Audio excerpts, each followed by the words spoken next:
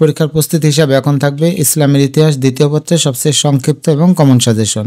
শুরুতে ক নম্বরের জন্য অর্থাৎ জ্ঞানমূলক প্রশ্ন এবং উত্তর। প্রথম অধ্যায়, ভারতে মুসলিম শাসন প্রতিষ্ঠা। আরবদের সিন্ধু বিজয় বীরের নাম মুহাম্মদ বিন কাসিম। সুলতান মাহমুদ কোথাকার সুলতান ছিলেন? গজনী সুলতান ছিলেন। পৃথ্বীরাজ কোন বংশের রাজা ছিলেন? চৌহান বংশের। শাহনামা মহাকাব্যের রচয়িতা পারস্যের কবি আবুল কাসেম ফেরদৌসী। দেবল বন্দর কোথায় অবস্থিত? দেবল বন্দর সিন্ধুতে অর্থাৎ বর্তমান পাকিস্তানে অবস্থিত। আরবদের সিন্ধু অভিযানের প্রাককালে সিন্ধু ও মুলতানের রাজা কে ছিলেন? রাজা দাহির। হাজ্জাজ বিন ইউসুফ কে ছিলেন? হাজ্জাজ বিন ইউসুফ ছিলেন উমাইয়া খলিফা আল ওয়ালিদের পূর্বাঞ্চলীয় শাসনকর্তা। গজনী বংশের প্রতিষ্ঠাতা ছিলেন সবুক্তগিন। সুলতান মাহমুদের পিতার নাম সবুক্তগিন। সুলতান মাহমুদের দরবারে বিখ্যাত কবি ছিলেন আবুল কাসেম ফেরদৌসী, এখানে কাসেম হবে। তরানের দ্বিতীয় যুদ্ধ কত সালে সংঘটিত হয়? 1192 সালে। কত শতাব্দীতে ভারতে মুসলিম আধিপত্যের সূচনা হয়? 8ম শতাব্দীতে। মুহাম্মদ বিন কাসিম কত খ্রিস্টাব্দে সিন্ধু অভিযান করেন? 712 খ্রিস্টাব্দে। সুলতান মাহমুদ কতবার ভারত আক্রমণ করেন? 17 বার। দাহির ভারতের কোন অঞ্চলের রাজা ছিলেন? সিন্ধু অঞ্চলের। সুলতান মাহমুদ কোন রাজবংশের শাসক ছিলেন? গজনী রাজবংশের। বাংলা জয় করেন কে? 1204 খ্রিস্টাব্দে ইখতিয়ার উদ্দিন মোহাম্মদ বিন বখতিয়ার খলজি। মুসলমানদের সিন্ধু বিজয়ের সময় মুসলিম খলিফা ছিলেন খলিফা আল ওয়ালিদ। হাজ্জাজ বিন ইউসুফ কোন অঞ্চলের শাসনকর্তা ছিলেন? হাজ্জাজ বিন ইউসুফ উমাইয়া খলিফা আল ওয়ালিদের সময়ের ইরাকের শাসনকর্তা ছিলেন। রাজা দাহিরের স্ত্রীর নাম রানীবাই। জাহানসুজ কার উপাধি? আলাউদ্দিন হুসেনের উপাধি জাহানসুজ। সোমনাথ মন্দির কোথায় অবস্থিত? গুজরাটের কাথিওয়াড়ে সমুদ্র উপকূলে সোমনাথ মন্দির অবস্থিত। ভারতে মুসলিম শাসনের প্রতিষ্ঠাতা মোহাম্মদ ঘুরি। পৃথ্বীরাজ কোন বংশের রাজা ছিলেন? চৌহান বংশের। মোহাম্মদ ঘুরির প্রকৃত নাম মুইজউদ্দিন মোহাম্মদ বিন সাম। শিক্ষার্থী বন্ধুরা, বাকি অধ্যায়গুলোর প্রশ্ন এবং উত্তর এখানে দেওয়া হলো, তোমরা দেখে নাও।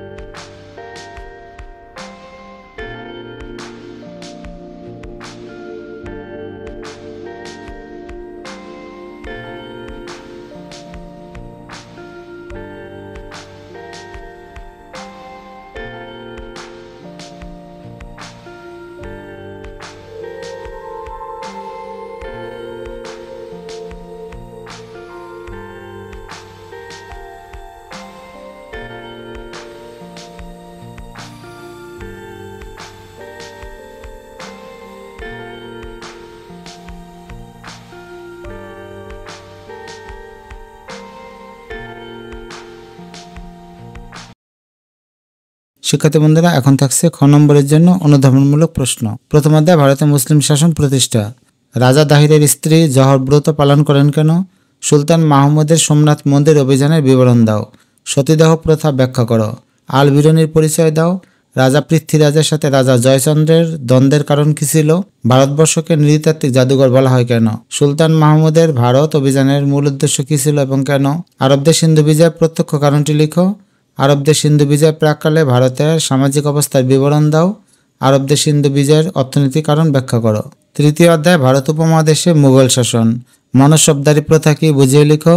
সম্রাট আওরঙ্গজেবকে জিন্দা পীর বলা হয় কেন? আইনি আকবরী কি, ব্যাখ্যা করো। দিনী এলাহিয়ার প্রকৃত উদ্দেশ্য কী ছিল?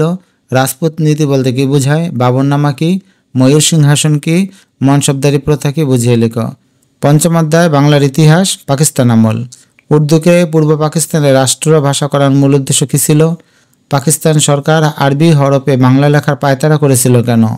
1954 সালের নির্বাচনে যুক্ত ফ্রন্টের বিজয় ছিল মূলত বাঙালি জাতীয়বাদের এই বিজয়, ব্যাখ্যা করো। 6 দফাকে বাঙালি জাতির মুক্তির সনদ বলা হয় কেন?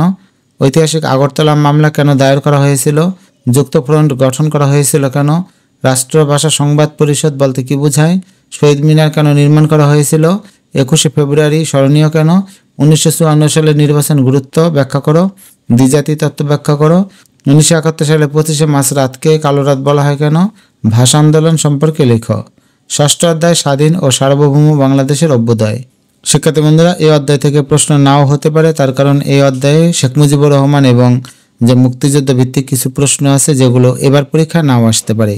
তাই তোমরা যদি চাও এই অধ্যায় সহজে বাদ দিতে পারো। এই অধ্যায় বাদ দিলে তোমরা বাকি অধ্যায়গুলো থেকে সব প্রশ্ন কমন পেয়ে যাবে।